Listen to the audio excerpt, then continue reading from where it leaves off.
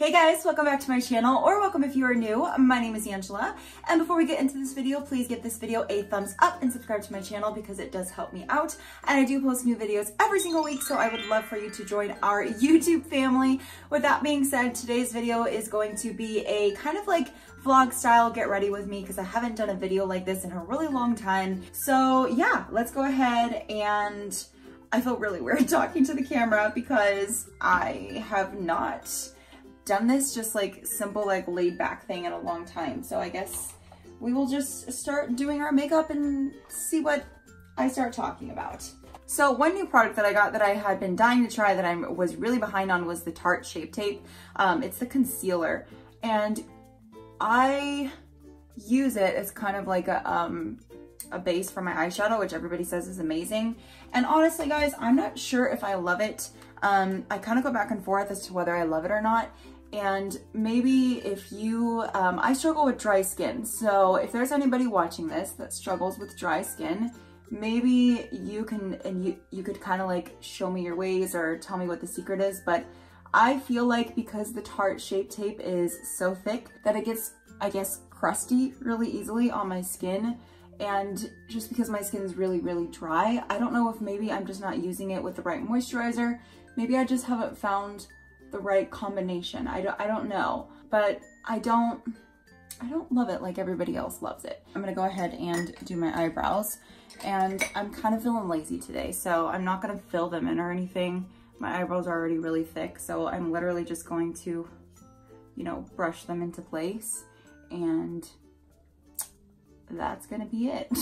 So I made a post on Instagram the other day, kind of talking about a procedure that I was going to have that I was really nervous about. And I kind of wanted to talk about that just to kind of give you guys an update, because I know I didn't really post an update on Instagram. So basically, if you guys have been watching me for a while, you know that I have been dealing with some digestive issues, and I've had digestive issues for the past 6 years, but I got diagnosed with a digestive issue called SIBO last March. And I also have a parasite, fun stuff. Something I have not, the parasite is something that I have not talked about as openly, because when I found out I had it, I was like, well, I was embarrassed and like grossed out, which is like stupid because I don't know, like in this like weird way, I thought it was like my fault or something, and that, I don't know, which is stupid. I'm rambling, but if you have a parasite, it's not your fault. There are so many ways you can contract them. And I forgot what the percentage is, but it's actually pretty high of people who actually have them and they just don't know. So it's not like it's uncommon, it's just underdiagnosed. And I finally, yesterday, I went in and had a colonoscopy. And I kind of just felt weird talking about it because I was like, I didn't want it to seem like I was making a big deal of something, like, oh, it's just a colonoscopy and like, you're asking like for our prayers and stuff, because I did make a post on Instagram that I was having a procedure that I was really nervous about and that I was needing like prayers and stuff from you guys. But it is a big deal, you know, when you're going through something that really is affecting your everyday life. And I was afraid of the procedure itself. Like, it's terrifying anytime you get sedated and put under and have to sign papers that you're consenting to the fact that, you know, death is possible. And I was also too scared to find out some like horrible news, because, you know, when you get colonoscopies, it tests for some pretty scary stuff. You know, if you have colon cancer, that's how they find out with colonoscopies. It's also how they see if you have like an immune, what's it called? An immune disease called Crohn's disease. And I was just so afraid of getting a really scary diagnosis. And that's why I was asking for your guys' prayers. But I am very, very happy to report that my everything came back normal. I have no sign of Crohn's disease, no colon cancer, and nothing weird is going on. I'm completely healthy in that department. So it was just one of those things that my doctor wanted me to get like last year. I was really scared, honestly, to just do the procedure itself. And I was honestly afraid of what I would find out. So I put it off. And now I'm so happy that I did it, because now I can rule out all those scary things. Now I know that, you know, I have a bacteria imbalance, which is, you know, SIBO. Basically, I have more bad bacteria than good bacteria. If you don't know, I struggle with like chronic constipation, and that's not a fun thing to struggle with. I mean, anything that makes you uncomfortable is not a fun thing to struggle with. But for me, that's what SIBO does to me. SIBO does different things to different people. So what me and my doctors are thinking is that since we've rolled almost everything out, it's probably the bacteria imbalance and the parasite that is making me so uncomfortable in my body and causing all these horrible symptoms. I'm just so happy that, you know, I finally know what is going on in my body and how to heal and get better. I'm gonna be starting my parasite treatment on Friday. I hope this isn't like TMI. I just wanna share this because I think digestive issues are actually a really big thing in the world, in America. And I just don't think it's talked about really on social media very much or at all, because it's kind of like considered this like, maybe like taboo or like gross thing almost.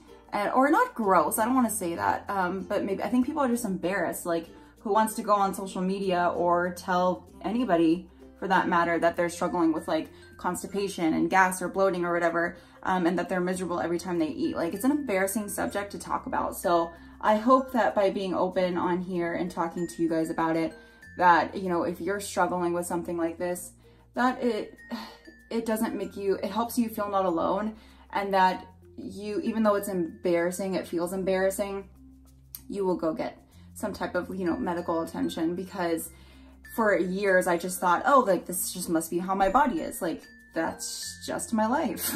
And no, if you are uncomfortable to that extent, it is not normal, and you should go get it checked out because you deserve to feel happy. On another note, I'm not going anywhere today, but I wanted to film a get ready with me, because after I'm done getting ready, I'm going to film my paranormal experience video.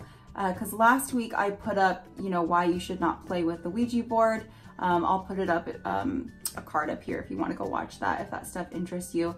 Like I said, you know, in 2019, I really want to start doing more videos in the paranormal realm, or not even in the paranormal realm, like only.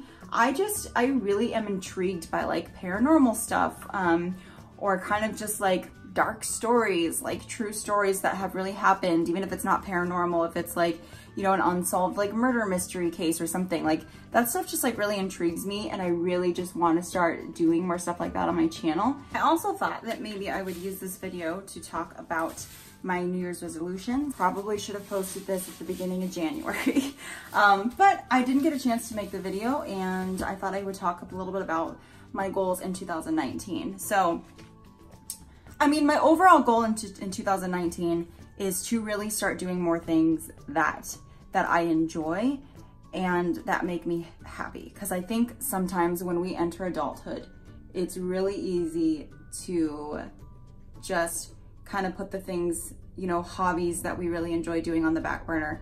And we kind of use the excuse, an airplane, and we kind of use the excuse as like, you know, we're adults now and we don't have time for that anymore. And it's kind of like selfish to do things that we enjoy, because we should just be, you know, working all the time and, you know, being an adult. And I went through that phase for a couple of years where I hustled and, you know, just didn't slow down and take that me time, and it made me really, really unhappy, and it led to me having more anxiety and being really depressed and me being in a really, really dark place. And I don't want life to be like that. One of the New Year's resolutions that I have is I want to buy a ukulele and I want to learn to play it. But as you guys know, if you've been following me for a while, you know that I sing. And actually my channel, if you go look at some of my videos from like 10 years ago, this used to be a channel where I just sang. I just did, you know, YouTube covers. And I can go ahead and caption one of them if you want to see it. But you know, I sang on YouTube and then I stopped. I didn't make YouTube videos for like 6 years. And this past year is my first year getting back into YouTube. Obviously I'm doing different content, but like I said, in 2019, I want to start adding in more things that I enjoy doing. And one thing that I've really stopped doing as an adult that I really miss is singing.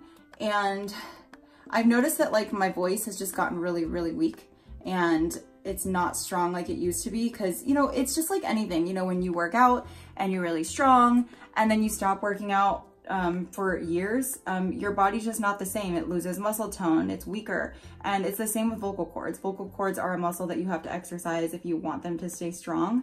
And I've just really noticed, especially over this past year, how much weaker my vocal cords have gotten. I want to learn to play the ukulele so that I can start doing covers, hopefully like with the ukulele, because that's something I've always wanted to do.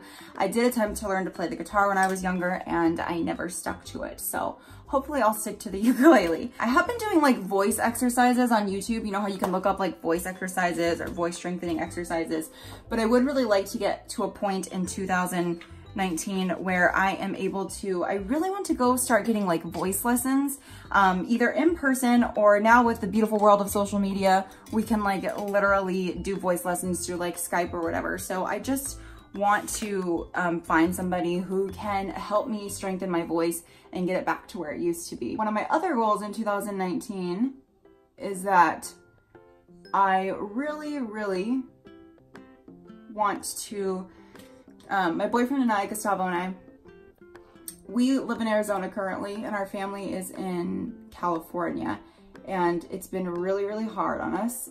Some people do well living away from their family. Over the course of these 3 years that we've been away from ours, we have found that we are not those people. We need our families to thrive and be happy. We feel like there's like a piece of us missing, and we want to go back to California and be closer to the people that we love. So our first goal in doing that is to move to a different apartment. We love our apartment, but the price has like really gone up since we moved here. And it's really just like taking all of our finances. So by the time all the bills are paid, there's no extra money to save, and we have to save money so that we can afford to move back to California. So the first step in doing that is to get a new apartment. So we are going to be apartment hunting over these next couple of months and hopefully be getting into a new apartment so we can start saving money and then eventually move back to California. Also guys, I am looking to up my foundation game. Right now I use Maybelline Fit Me foundation, which is great if you're looking for like an affordable foundation that works, you know, pretty decent, good coverage, and, you know, stays on all day. But since I struggle with dry skin, I just feel like, you know, when I wear foundation, I love the foundation look, but when I wear it, I just feel like it really dries out my skin, and maybe that's just inevitable for me because I have dry skin. Or maybe I just need to try like a higher end type foundation. So the Tarte Shape Tape, this is where I really don't know if I like it, because I feel like it really dries out my under eyes, but you know, I'm gonna continue to use it because it was 30 bucks. And I really don't even put that much as a lot of people do. So, you know, I don't use that much. I usually actually even use less than this. And I feel as I spread it underneath my under eyes, it's just really cakey and hard to spread. And I also feel like, because I have peach fuzz, I'm not somebody who, like I said, I'm not a beauty guru. I love makeup, but I'm not gonna go through all that trouble to like shave my face or whatever beauty gurus do to get that peach fuzz off. I just don't want to do that. And I feel like this Tarte Shape Tape like almost gets stuck, like clumped in my peach fuzz on my face. It makes my peach fuzz stand out. And I've never had that issue before with concealer or anything like that. And I don't know, maybe because it's high end, maybe I need to use something else. Maybe the Beauty Blender is not the business. But I also have tried, I have a Sigma brush that is a concealer brush, and I feel like it almost works better with the Beauty Blender. I don't know. Please tell me what I'm doing wrong, or if Tarte Shape Tape is overhyped. What do you think? Or, you know, maybe I'm just picky and I want the best of both worlds. You know, I love that airbrushed, you know, full glam makeup look, but I also feel like sometimes it looks really good from afar, but then a couple of hours later, if you get too close to my face, it's like, oh, look at all that creasing. I don't know, but I've also heard beauty gurus say that, you know, that's just how makeup is. Like, it looks better on camera than it actually does in person. I don't know. I've also heard beauty gurus talk about like, you know, like I always have this like concern of like, you know, when I have foundation or whatever, concealer, I try and do it really lightly under my eyes because I feel like when you do it thick, it like, you know, makes your like crow's feet. I know I don't have crow's feet, but everybody has like a natural like, you know, lines under their eyes, smile lines or whatever. And I feel like it just makes them stand out, which is a natural thing. And I just think it's also goes back to like in the beauty industry, like beauty expectations, like it's natural. And I think that we look at all these like beauty YouTubers and like, you know, Instagram models on, you know, social media, and we wonder why our makeup doesn't come out like that. And, you know, and this isn't to throw shade at people who get like, you know, Botox or filler or whatever. Like if I could afford that, I would be on that train with them. But the thing is that, and I'm not saying that all big, you know, YouTubers or, you know, beauty people use them, but a lot of them do. And a lot of them have even talked about it and said that like, you know, that's why our makeup looks so flawless, because we do get, you know, like Botox or filler that literally makes that part of their face not move. So that's why their foundation and stuff goes on so smoothly, because they have that. Whereas, you know, us everyday people, so when we try and follow that tutorial, it just doesn't look, it still looks good. Like I still look beautiful, I know. But it's just not gonna look like that because we don't have that. And I'm sure there are some people who are just like, have that natural, like gorgeous skin who don't get the filler and stuff. But I think the larger percentage, majority of people who have that flawless look, they probably are getting, you know, that Botox or the filler or whatever. And I'm not throwing shade at all. I don't think there's anything wrong with that. Like I said, if I could afford it, I would probably do it. I'm not gonna lie. I don't think there's anything wrong with doing something that ups your confidence as long as you're doing it for yourself. You wanna say hi to everybody? You guys, this is Cleopatra. I call her Cleo baby. I'm actually very surprised that she's not fighting me right now because she usually does not like being held like this. Are you okay? Are you okay? Okay.